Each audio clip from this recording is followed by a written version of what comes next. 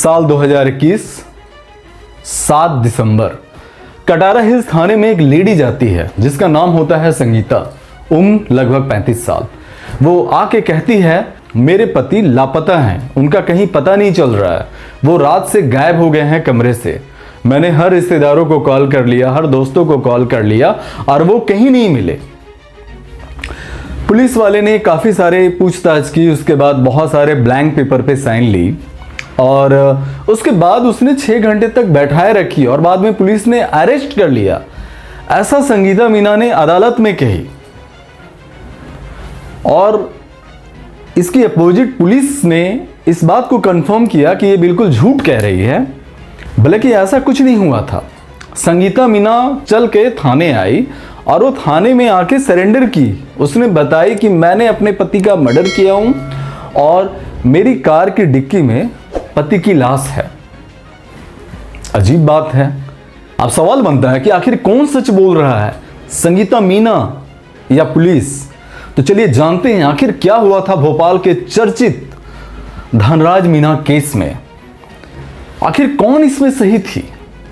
क्या संगीता मीना ने मर्डर की थी या पुलिस वाले उस पर इल्जाम थोप रहे थे, या पुलिस वाले अपने इन्वेस्टिगेशन से बचने की कोशिश कर रहे थे, अपनी नाकामी किसी के ऊपर मर रहे थे?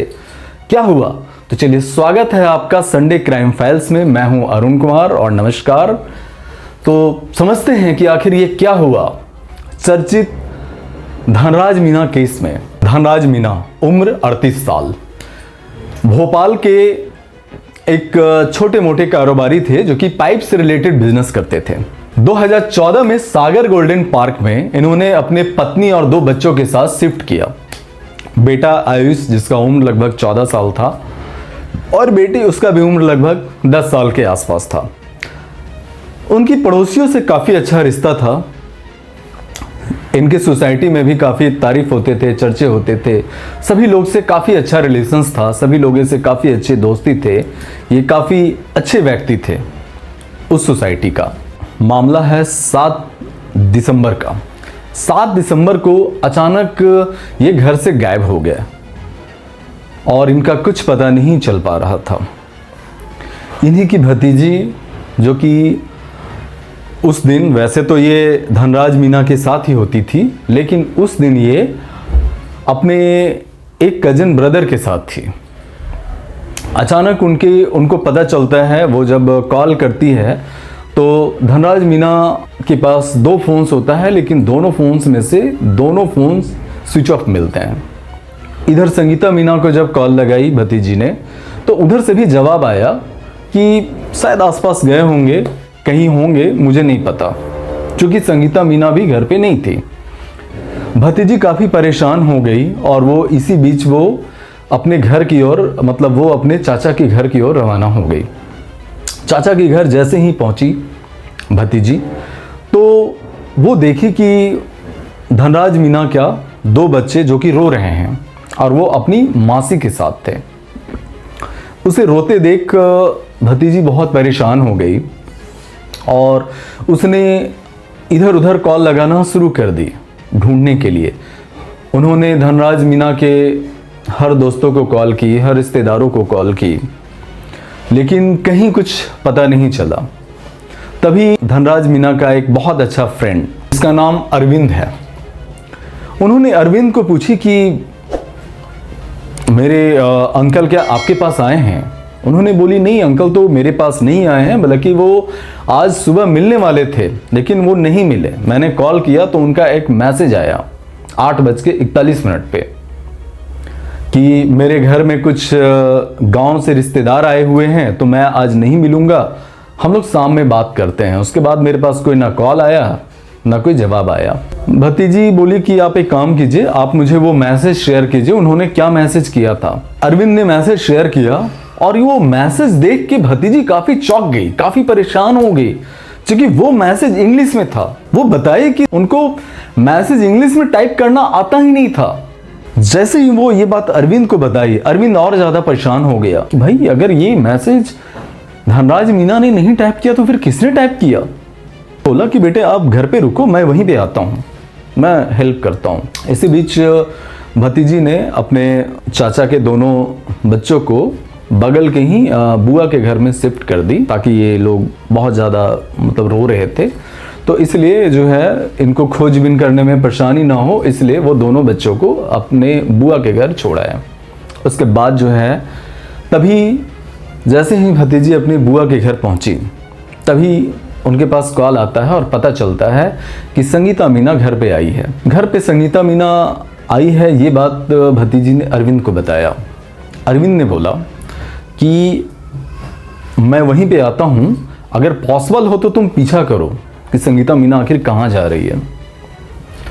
भतीजी ने ऐसा ही किया, वो संगीता मीना को फॉलो करने लगी और वो पीछा करने लगी। पीछा करते करते वो कटारा हिल्स थाने पहुंच गई, क्योंकि संगीता मीना वहीं जाके रुकी। कटारा हिल्स थाने में बैठी जाके उसके कुछ ही देर बाद वहाँ पे उसके फूफा भी आ गए और भी कुछ लोग वहाँ पे जुट गए। उसको समझ में कुछ नहीं आ रहा था कि आखिर ये मामला क्या है, ये क्या हुआ होगा, कुछ समझ में तब तक नहीं आ रहा था। इसी बीच संगीता मीना का पड़ोसी आशीष पांडे, उसके घर पे उसके चाचा आए और बताएं कि घर के बाहर पुलिस आई हुई है, वो आपसे बात करना चाह रही है। तब तक मामला सब चीज नॉर्मल था। आशीष पांडे बाहर आया और आशीष पांडे के चाचा ने बताया कि नीचे पुलिस आई हुई है। आशीष पांडे नीचे गए और वो पुलिस से मिले। वहाँ टीआई थे, टाउन इंस्पेक्टर। उन्होंने बताया कि आपको मेरे साथ थाने चलना होगा। आशीष पांडे ने बताया कि मेरी एक इम्पॉर्टेंट मीटिंग हो रही है, ये मीटिंग मैं खत्म करके मैं थाने में ही आता हूँ, आप चलिए। पुलिस चली गई। कुछ ही देर बाद आशीष पांडे थाने पहुंच गया। थाने पहुंचने के बाद तब तक तो सब मामला नॉर्मल था, कुछ किसी को समझ में नहीं आ रहा था कि क्या हो रही है। पुलिस ने बताया कि मुझे आपसे अकेले में पूछताछ करनी है। अकेले में पूछताछ करना स्टार्ट कर दी। कुछ देर बाद जो मामला सामने आता है वो काफी चौंका देने वाला मामला होता है। पुलिस ने जब इन्वेस्टिगेशन की, उसके बाद जो सामने में जो रिपोर्ट रखी वो काफी हैरान कर देने वाला रिपोर्ट था। एक्चुअल में ये कहानी शुरू होती है 2021 से। लॉकडाउन हो चुका था। संगीता मीना और धनराज मीना का एक पड़ोसी है। लॉकडाउन होने के कारण सभी का बिजनेस और कारोबार ऑलमोस्ट स्टॉप था और सब लोग घर पे ही रुके थे, कि जिस वजह से उनकी नजदीकियां काफी बढ़ गई थी। आशीष पांडे का धनराज मीना के घर में काफी ज्यादा आना जाना हो गया था। वो कभी खाना लेके, कभी कुछ और लेके, कभी कुछ हेल्प के बहाने, अलग अलग तरीके से उनका घर में काफी ज्यादा साठ गांठ हो गया था और बहुत ज्यादा उनका आना जाना हो गया था। इसी बीच उनका संगीता मीना के साथ उनका अफेयर चालू हो गया था। धनराज मीना अक्सर बिजनेस के काम से बाहर जाया करता था। इस बीच वो आशीष पांडे घर पे आके नाइट में स्टे भी करता था और हमेशा दोनों के बीच में बातचीत भी होती रहती थी। इसी बीच धनराज मीना का भतीजी जो कि रहने आ गई अपने चाचा के घर। अब संगीता मीना को काफी प्रॉब्लम होने लग गया, क्योंकि वो दोनों में बातचीत कम हो गई। चूंकि अब दोनों में बातचीत होती थी लेकिन छुप छुप के बात करनी पड़ती थी कि आखिर ये भतीजी को पता नहीं चले और ये कुछ कह नहीं दे। लेकिन आखिर कोई चीज छुपाए कहाँ छुपता है। धनराज मीना की भतीजी को सारी बातें पता चल गई। वो सारी बातों को सुन ली कि ये आशीष पांडे से बात कर रहे हैं और उनसे किस टाइप की बातें कर रहे हैं, किस टाइप का रिलेशंस है। वो अपने चाचा धनराज मीना से सारी बातें बता दी। धनराज मीना और संगीता मीना के बीच में काफ़ी ज़्यादा तनाव का माहौल बन गया। दोनों में झगड़े होने लग गए। धनराज मीना का कहना था कि तुम छोड़ दो, तुम उससे सारे नाते तोड़ दो, उससे दूर रहो। और इधर संगीता मीना ने दूर होने के बजाय और ज़्यादा पास हो गई। ये दोनों की नज़दीकियाँ और ज़्यादा बढ़ गई, क्योंकि अब ये नया फ़ोन से, नया नंबर से चैटिंग करने लग गई और बातें करने लग गई। और ये बात जान के आए दिन धनराज मीना और संगीता मीना के बीच में झगड़ा शुरू हो गया। लेकिन किसी को ये नहीं था पता कि ये सिलसिला इतना खतरनाक अंजाम की ओर लेके जाएगा। आशीष पांडे पेशे से एक इंजीनियर है और संगीता की पड़ोस में ही रहता है। आशीष पांडे के फादर जो कि एक रिटायर बैंक मैनेजर हैं। इतना ही नहीं, उनकी फैमिली ठीक ठाक फैमिली थी। आशीष पांडे काफ़ी गुड लुकिंग भी है और इसी वजह से भाई दोनों की बीच में ऐसा रिश्ता बन गया जो कि प्यार के सारे हदें पार कर दिया गया। अब दोनों ने मिलके इस बात को तय किया कि धनराज मीना को रास्ते से हटा दिया जाए। अब का प्यार पहले जैसा प्यार कहाँ रहा कि हीर रांझा की तरह हम अपनी जान दे दें, अपनी कुर्बानी दे दिए। अब यहाँ जान ले लिया जाता है।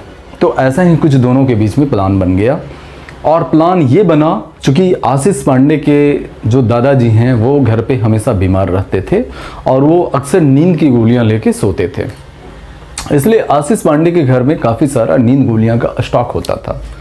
आशीष पांडे ने बताया कि मैं तुम्हें 20 गोली नींद की देता हूँ और ये तुम किसी खाने पीने के बहाने तुम धनराज मीना को खिला देना और उसके बाद वो जैसे ही नींद में सो जाएगा तब तुम मुझे कॉल करके मुझे बुला लेना। और ऐसा ही हुआ। संगीता मीना ने 6 दिसंबर की रात 8 बजे उसने एक काढ़े में नींद की गोली मिला के और पिला दी। कुछ ही देर बाद धनराज मीना बहुत गहरी नींद में चला गया। उसके बाद संगीता मीना ने कॉल करके आशीष पांडे को अपने घर बुला ली। आशीष पांडे 2 बजे, रात की 2 बजे अपनी गाड़ी से आया और साथ में डंडा और एक टाट का बोरा थैला बड़ा सा और साथ में रस्सी वगैरह साथ लेकर आया। अब चूंकि बहुत गहरी नींद में था धनराज मीना, उसको ये दोनों ने मिलकर उठाया। संगीता मीना ने हथौड़ियों से वार किया, आशीष पांडे ने डंडे से वार किया, लेकिन फिर भी धनराज मीना ने दम नहीं तोड़ा। ये देख के ये दोनों ने लास्ट में रस्सी को गले में बांध के उस पर फोर्स लगाई और आखिरकार धनराज मीना ने दम तोड़ दिया। उसके बाद काफ़ी सारे खून वहाँ पे बिखरे पड़े थे, काफ़ी सारे खून वहाँ पे गिर गए थे। उसको सारे को पोंछा, साफ किया और सारे कपड़े गाड़ी के डिक्की में डाला और साथ में धनराज मीना की बॉडी को एक बोरे में बंद करके और उसने कार की डिक्की में डाल दिया और वो रूम को लॉक कर दिया ताकि मेरे एब्सेंट में कोई उस रूम को खोल नहीं पाए और किसी को पता नहीं चल पाए। चूंकि ये घटने को अंजाम देने से पहले वो अपने दोनों बच्चे को मौसी के साथ दूसरे कमरे में सुला दी थी और दरवाजे बाहर से बंद कर दी थी, बीच में ये लोग कमरे से बाहर निकल ना पाए और इस तरीके से घटने को अंजाम दिया गया। ये खतरनाक अंजाम दिया गया। अब गाड़ी की डिक्की में बॉडी था, डेड बॉडी थी और ये लेके इन लोग काफी रास्ते घूम रहे थे। घूमते घूमते ये कोलार डैम के नजदीक पहुंच गए। वहीं बीच में एक जंगल आया जिसमें धनराज मीना के दोनों फोन फेंक दिए और इसी बीच ही अरविंद का मैसेज भी आया था जो कि इंग्लिश में टाइप करके आशीष पांडे ने उसका जवाब रिवर्ट में दिया था, जो कि इस केस का सबसे अहम कड़ी बना इन्वेस्टिगेशन के लिए।